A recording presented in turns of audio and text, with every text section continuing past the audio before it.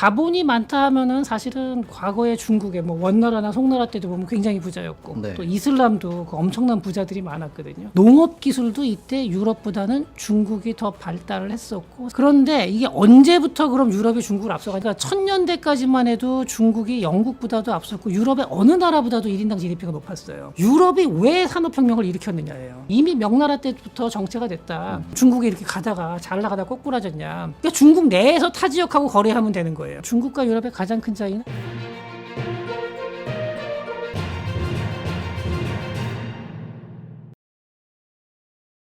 임용환 TV 구독자 여러분들 안녕하십니까?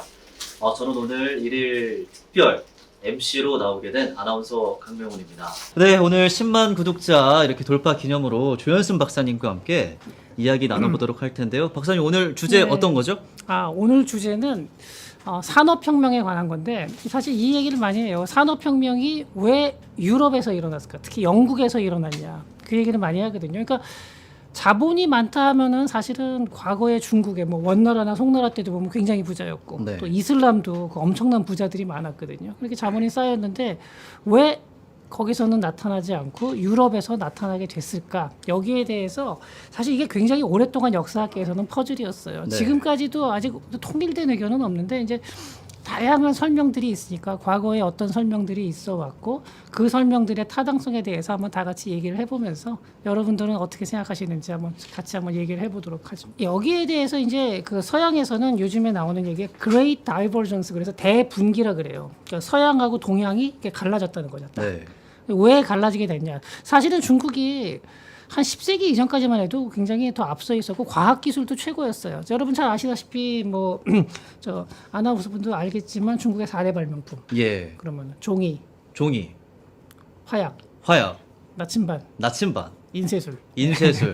네. 이렇게 중국의 4대 발명품이 굉장히 이제 그 서양으로 전해지기도 하고 이러면서 이게 중국이 그리고 서양은 그때는 보면 다 쪼개져 있고 고대 로마 이후에 다 쪼개지고 하면서 중국만큼 거대한 부를 이제 갖지를 못했었죠. 네. 예, 그랬는데 중국 전체 지도를 가져와서 유럽에 딱 갖다 놓으면요 유럽 전체를 커버할 정도입니다. 네, 중국이 이렇게 크죠. 물론 거기에 뭐 인구들이 다 빽빽하게 사는 건 아니지만 어찌됐든 이 정도로 이제 중국이 컸죠. 그리고 11세기 지나면서부터는 남부에서 이제 그 인도 차이나 반도에 참파쌀이 유입이 되고 이러면서 남부가 굉장히 또 이제 발전을 하게 되고 중국 전체를 아우르는 대경제권이 형성이 돼요. 네. 예, 그리고 이제 농업 기술도 이때 유럽보다는 중국이 더 발달을 했었고 생산량도 더 많았습니다. 네. 그런데 이게 언제부터 그럼 유럽이 중국을 앞서가냐? 여기서부터 이제 포인트가 사람마다 달라요. 메디슨이라는 사람이 처음에 얘기를 이제 하는데 예. 이게 1998년에 나온 거예요. 약 1300년대쯤에 역전이 됐다. 그러니까 이때가 네. 이제 중국에서는 송나라예요. 그러니까 북송 시대죠. 북송 때. 네, 이때인데 이때 1인당 GDP가 450달러에서 600달러가 됐는데 이 600달러에서 장기간 정체가 됐다는 거예요. 그 얼마나- 이후에 얼마나 하냐면은 네. 그 중국이 이게 이제 20세기 들어올 때까지 600달러를 크게 벗어나지 못했고 오히려 네. 20세기 들어오면서는 뭐 아편 전쟁을 겪고 이러면서 오히려 더 하락을 하게 돼요. 아. 그러니까 1000년대까지만 해도 중국이 영국보다도 앞섰고 유럽의 어느 나라보다도 1인당 GDP가 높았어요. 예. 그랬는데 이게 1500년대에 넘어오면은 이미 영국과 네덜란드는 중국을 앞서 버리죠. 아. 그렇게 되고 그 다음에 유럽에 있는 나머지 나라들 뭐 그 중에서도 잘 사는 나라 스페인 같은 경우는 조금 더 위였는데 나머지 뭐 동유럽이라든지 나머지 나라들보다는 중국이 조금 잘 사는 정도 이렇게 가는데 이게 1600년, 1700년대로 가면 중국이 확실히 유럽의 대부분의 나라보다도 이제 못 살게 됩니다. 동유럽을 빼면은. 근데 여기에 대한 반발이 나와요. 나중에 이제 메디슨의 연구가 1998년에 나온 거였는데요. 네. 이후에 2000년대 들어와서 캘리포니아 학파 이게 어디냐면 UC 버클리예요. 여기에 포머런츠라는 그 교수가 있어요. 포머런츠 교수. 예, 네. 대분기라는 책을 써서 이게 굉장히 이제 많이 팔린 책인데. 오늘의 주제였죠. 그렇죠. 대분기가. 예. 네. 근데 이 사람은 이제 수정학파라고 하는데 이 사람은 중국이 17세기에서 18세기까지도 여전히 유럽하고 큰 차이 없었다라고 하는 거예요. 아까 메디슨은 13세기에 역전이 됐다 그랬는데 그렇죠. 포멀런츠는 한 18세기 들어와서 역전이 됐다는 거고 그 포멀런츠가 특히 내세우는 건 뭐냐면은 중국을 다 하나로 보면 어떡하냐. 중국에서도 제일 잘 사는 데는 양쯔강 유역이다. 그러니까 영국하고 비교하려면 양쯔강 유역을 비교해야지. 잘 사는 곳으로 그렇죠. 비교해야 된다. 중국 전체랑 비교하는 거는 말이 안 된다. 그러면서 섬유 생산량이라든지 아니면 차와 설탕 소비량 이런 걸 쭉 얘기를 해요. 그러면서 네. 보면 양쯔강 유역을 보면은 이게 영국하고 큰 차이가 안 나고 나머지 유럽에 비해서는 오히려 중국이 앞서 있다라고 하거든요. 아. 근데 이게 역전되는 게 이제 1800년대 이후 19세기 중반 넘어가면서부터 뚜렷한 격차를 보인다는 거죠. 여기에 대해서 이번에는 또 이제 다른 사람들이 또 나와요. 이거 외에도 그 이후에도 계속 여러 번이 나오는데 이제 2018년에 나온 건데 이게 세 명이 같이 썼어요. 브로드베리하고 관 그리고 리 이렇게 세 명이 같이 쓴 이제 논문이 있는데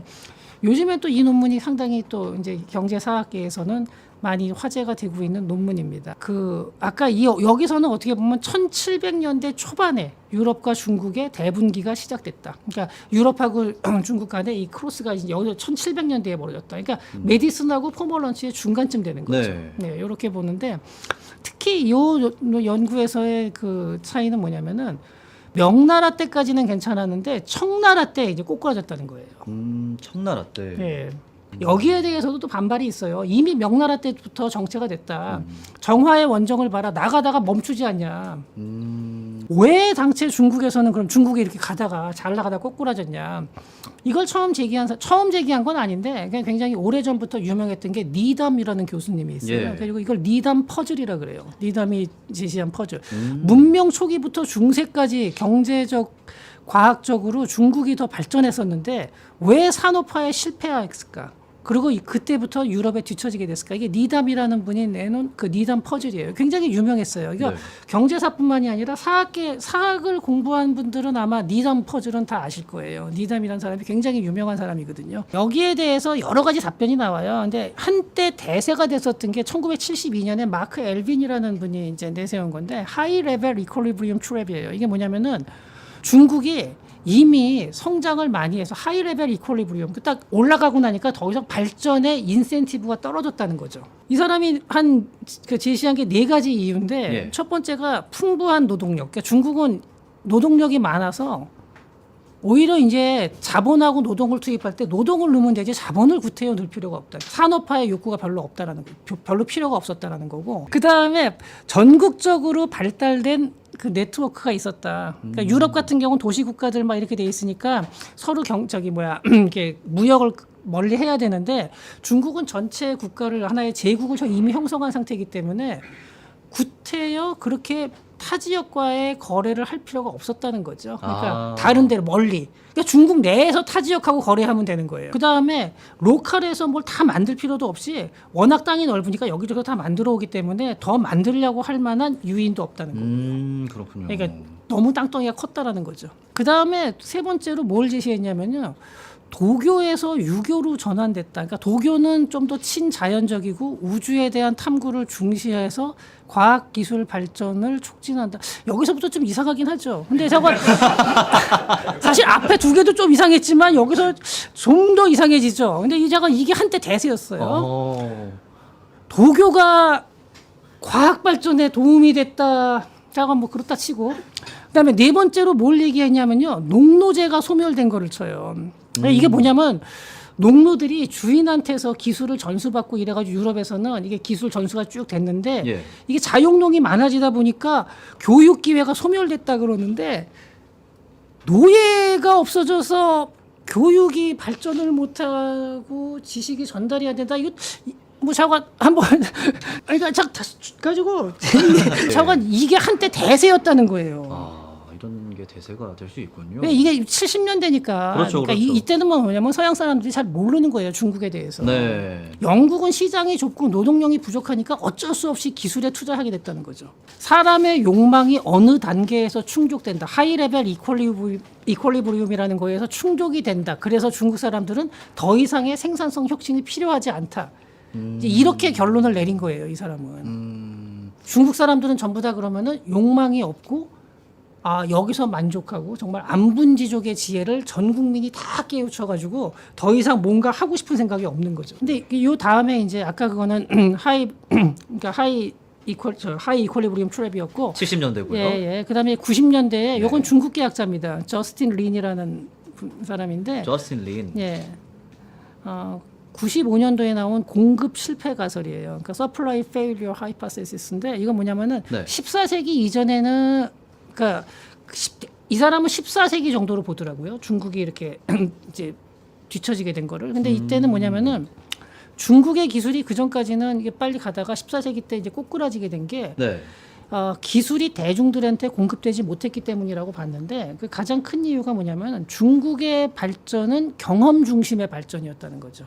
경험 중심의 예, 발전. 유럽은 실험 중심의 발전이었다. 혹시 예를 좀 들어줄 수 있으실까요? 그러니까 중국에서는 이렇게 뭔가 기록으로 남겨서 매뉴얼을 만들고 이런 것보다는 예. 도제식으로 하나하나 말로다가 전달이 되는 식이었다는 아, 거죠. 구전 동화처럼 네. 이제 말로써. 그러니까 이거 근대화 이전에는 인구가 많으니까 중국에서 네. 그런 식으로 하면서도 계속 다양한 기술 이제 진보가 나왔는데 네네네. 이게 이제 과학혁명이 일어나면서 유럽에서는 특히 이제 뭐 뉴턴이라든가 이런 식으로 과학혁명이 일어나게 되면은 그때부터는 이게 이제 유럽의 그 실험 중심 그리고 서로 다른 나라랑 경쟁하고 교류하면서 문서화하고 이걸 이렇게 기록으로 남기는 거죠. 이게 연금술사들도 그랬거든요. 예. 자기가 실험하면서 다 그걸 노트로 기록을. 쓰잖아요. 예. 이러면서 과학혁명 이후에는 이 성과가 유럽이 훨씬 더 높아졌다는 거죠. 아, 그러니까 기록을 네. 했고 안 했고의 차이가 굉장히 큰 거죠. 그렇죠. 여기서는. 예. 그러니까 지식이 전달되는 방법이 중국은 경험을 통해서 개인적으로 전달이 된 거고 예. 유럽은 이게 체계화됐다는 거예요. 체계화됐다. 예. 17세기에 과학혁명이 유럽에서 일어나고 그 과학이 나중에 기술로 전파가 돼요. 우리는 지금 과학기술 같이 얘기하지만 과학하고 기술은 다릅니다. 분명히. 과학이라는 거는 지식 체계고 기술은 이론을 몰라도 기술은 나올 수 있어요. 예컨대 뭐 야구 선수가 그러니까 유현진 선수가 체인지업을 잘 던지는데 체인지업을 잘 던지는 게 뉴턴의 역학을 열심히 공부해서 던지는 건 아니잖아요. 맞습니다. 맞습니다. 근데 예. 이 두 개가 접목이 되면서 유럽에서는 엄청나게 뻥 하면서 산업혁명이 나타났다는 거죠. 아, 중국은 초기부터 제국이었어요. 진나라 때부터 이미 제국을 만들었죠. 예, 근데 맞습니다. 유럽은 로마 때 제국이 있었지만 그것도 굉장히 분권화된 제국이에요. 게르만 지역은 사실 로마가 점령을 했고 로마가 거기서 세금을 걷는다 하더라도 상당한 수준의 자치권을 주고 거기는 동양의 제국하고는 분명히 다른 제국이었거든요. 예. 그러니까 중국 같은 경우는 그 하나의 그러니까 흔히 말하는 다미넌트 아이디어라는 게 있었던 거예요. 지배적인 사상이 딱 자리를 잡고 그게 한 나라 이후에 유교가 자리를 잡으면서 모든 이데올로기가 다 유교로 맞춰져요. 그리고 지식 중에서 정말로 천재적인 사람이 탁탁 튀어나오는 지식이 어디로 가냐면 나중에 수나라 이후엔 전부 다 과거 시험으로 가는 거죠. 아, 그러니까 전부 다 지식과 사상이라든가 이런 것들이 다양성이 없어지고 전부 다 하나로 다 뭉쳐버리는 거고요. 유럽은 분권화되면서 이것들이 다양하게 서로 경쟁을 하게 돼요. 네. 그래서 그 당시에 이제 산업혁명이 나기 전에 편지공화국이라는 얘기가 있어요. 실제로 편지공화국이라는 공화국은 없었죠. 근데 그게 뭐냐면은 유럽 지식인들 사이에 나라가 달라도 서로 편지를 교환을 해요. 그러면서 서로 내가 잘났다 네가 잘났다 하면서 자기가 실험한 거 가지고 교환을 하고 아이들 철학에서도 서로 네 말이 맞냐 내 말이 맞냐 그러고 왔다 갔다 하면서 굉장히 강한 편지로 이 네트워크가 생겨요. 그 당시에 유명했던 사람은 다 친구고 아니면 친구 아니면 원수예요. 맨날 싸워가지고. 네. 그런 식으로 하면서 서로 경쟁을 하면서 굉장히 다양한 분야로 퍼져나가는데 중국은 이게 하나로 뭉쳐서 과거 시험으로 들어간 거죠. 유교 하나가 완전히 지배적인 아이디어가 된 거예요. 그래가지고 문명 초기에는 이 강력한 중앙집권 체계라는 게 상당히 제국 경영을 갖다가 효율적으로 만들고 전체적으로 성장을 더 빨리 하게 할 수 있었는데 이게 이제 그러면서도 이 활력을 계속 유지해야 되는데 이 제국 초기의 활력이 소실된 거죠. 네. 그러면서 이 제국의 장점보다는 나중엔 단점이 커졌다는 거예요. 아, 여기서 조심해야 되는 게 이 해석을 갖다가 그러면 중앙집권 체계는 항상 그렇게 하나로다가 단순화돼서 이제 하나로 집중되다 보니까 그냥 그대로 소멸하는구나. 그건 아니에요. 아, 무조건적으로 안 네. 좋다 이건 아니고. 그렇죠. 오히려 안정된 사회에서 더 다양한 교육이 나올 수도 있고 더 다양한 아이디어가 나올 수도 있는데 네. 중국은 가면서 그게 이때 활력을 잃었다는 거죠. 그래도 제일 많이 받아들이는 사람이 이 더글라스 놀스라는 사람인데요. 이게 제도학파라고 불러요. 이 사람은. 그러니까 중국과 영국을 게 운명을 가른 거는 제도의 힘이라는 거죠. 근데 여기서도 물론 이제 좀 설명이 부족한 부분도 있고 완전히 그 근본적인 걸 다 설명하지는 못하지만 여기서는 그래도 어느 정도의 좀 그 설명력이 있는데 어떤 거냐면은 그러니까 노동력이 유럽에서는 부족했었고 근데 중국은 조공무역을 하면서 그래가지고 자원이 비교적 풍부했다는 거죠. 그다음에 이제 그것보다도 근데 더 근본적으로는 이제 그 부분까지는 이 사람도 인정을 했어요. 아까. 근데 이 더글라스 노스 교수는 뭐라 그랬냐면요. 유럽에서는 시민혁명이 나오면서 네. 개인의 재산권에 대한 보호가 확실해졌다는 거죠. 맞죠, 맞죠. 예. 그다음에 중앙 집권적 전제 국가를 유지했던 거는 중국이죠. 네. 근데 보면요. 아메리카 대륙을 이제 발견을 하고서 엄청난 양의 금과 은을 아메리카 대륙에서 가져온 나라가 스페인이에요. 네. 근데 스페인도 중국보다는 조금 덜했지만 상당히 강력한 전제 국가였어요. 그래서 상인들이 무역을 할 때 언제든지 왕이 마음 먹으면 재산을 몰수를 했어요. 굉장히 쉽게. 네. 그게 제일 안 됐던 나라가 어디냐면 영국이에요. 아, 가장 먼저 시민혁명이 일어났죠. 그렇죠. 명예혁명이. 그래서 그 사람들의 사유재산권 보호가 가장 잘 됐던 나라가 영국이었던 거죠. 네. 그래가지고 과학기술이 발달한 중국보다 이 상인이라는 거, 그 부르주아 세력을 뒷받침할 수 있는 제도를 갖춘 게 바로 영국이라는 거죠. 이게 왜 중요하냐면요. 상인 계급의 사유재산권이 보호가 되잖아요. 네. 그럼 이 사람들이 산업자본에 투자를 합니다. 아, 이게 또 투자로 연결이 되는군요. 예. 그다음에 조엘 모키르 사람이 네덜란드 출신인데 모키르 우리나라에서는 그 책이 나와서 성장의 문화라는 책이 2016년에 나왔는데 이 사람도 그 더글라스 노스 교수의 어떤 제도학파를 이제 그대로 수용한 사람입니다. 근데 이 사람은 근본적인 질문을 해요. 자, 중국이 왜 정체가 되었을까? 이건 잘못된 질문이라는 거예요. 원래 어느 사회든지 다 정체가 되는 거고 제대로 된 질문은 뭐냐? 유럽이 왜 산업혁명을 일으켰느냐예요. 유럽은 어떻게 네. 과학혁명을 이뤄낼 수 있었을까? 그럼 저희의 오늘 주제도 잘못됐다라고 말씀을 하시는 거네요. 조엘 마키르 모키르 교수는. 예, 모키르 교수님께서는. 근데 아니요, 그 잘못됐다라기보다도 보는 관점을 바꾸라는 거죠. 그러니까 중국이 잘못한 것보다는 유럽이 어떻게 그 시기에 그런 게 맞아 떨어져서 성장을 할 수 있었냐. 산업혁명을 해낼 수 있었을까. 예. 그게 먼저야 된다. 예. 그러니까 중국도 그러니까 이 모키르 교수에 의하면은 중국도 18세기에 이미 금융이라든지 사유재산권 보호는 어느 정도 돼 있었고, 네. 그 다음에 간의 수공업 같은 경우, 그 섬유나 제지 같은 경우는 이미 공장제를 운영하고 있었어요. 네네네. 그러니까 뭐 산업혁명 이후에 나오는 공장하고는 다르지만 초기적인 형태. 그 다음에 이 문자 해독률은 유럽보다 오히려 앞섰어요. 네, 이거는 뭐 여러 군데서 여러 가지 연구에서 나오고 있죠. 네. 근데 이 모키르가 얘기하는 거는 중국과 유럽의 가장 큰 차이는 지식 전달 체계의 경직성과 유연성이에요. 그러니까 유럽은 아이디어 시장이 활발했다는 거죠. 아까 말씀하셨던 예. 그 펜팔처럼. 예, 편지공화국이라는 게 굉장히 이 모키르 교수가 강조하는 게 편지공화국입니다. 그러니까 산업혁명의 근간이 됐던 거죠. 그 과학혁명이 나오게 된 거는 결국 이 아이디어의 활발한 경쟁을 갖다가 유럽에서는 그거를 이제 그게 통용이 되던 거였고 중국은 지식 전달 체계가 완전히 딱 통제가 돼 있어요. 특히 송나라 이후에는 주자학 하나에 멈춰 있는 거죠. 유학 중에서도 오로지 주자학이었다는 거예요. 근데 유럽에서도 그 시기에 산업혁명이 나오기 이미 한 100년 전부터 교육열이 굉장히 높아져요. 그러니까 네. 일반 시민은 아니지만 부르주아층에서는 상당히 신분 상승을 위해서 교육열이 나오는데 네네네. 이게 학문적 다양성으로 이어지는데 아. 중국은 이게 학문적 다양성으로 못 가고 과거 시험 하나로다만 뭉친 거죠. 그렇죠. 결국 관료가 되기 위한 예. 과거 시험에만 집중이 됐다. 그 더 문제는 뭐냐면요. 이게 송나라 때 몽골의 침략으로 몽골한테 송나라가 무너진 게 굉장히 커요. 금나라하고 원나라한테 송나라가 밀려서 남송으로 내려가거든요. 금나라한테 밀려서. 네. 이때부터 중국 학자들이 일종의 이제 좀 삐뚤어진 생각. 그러니까 뭐냐면 고대로의 회귀가 쇄신의 원천이다 이렇게 생각을 했다는 거죠. 고대로의 회귀가 쇄신의 원천. 원천이다. 고대가 아이디어란 거고 고대의 지식 체계가 정말로 좋은 거고 아. 그때가 이상 사회고 그러니까 고대 지식의 재해석에만 치중하는 거예요. 아. 그 시기가 정말로 좋은 시기였고 이후에 오랑캐들 때문에 우리의 순수한 사상이 더럽혀졌다. 그리고 정말로 올바른 거 우리가 과거의 그 지식을 되찾으면은 정말로 우리가 더 발전할 수 있다라는 식으로 이제 이게 이제 하나의 굳어진 게 된 거죠.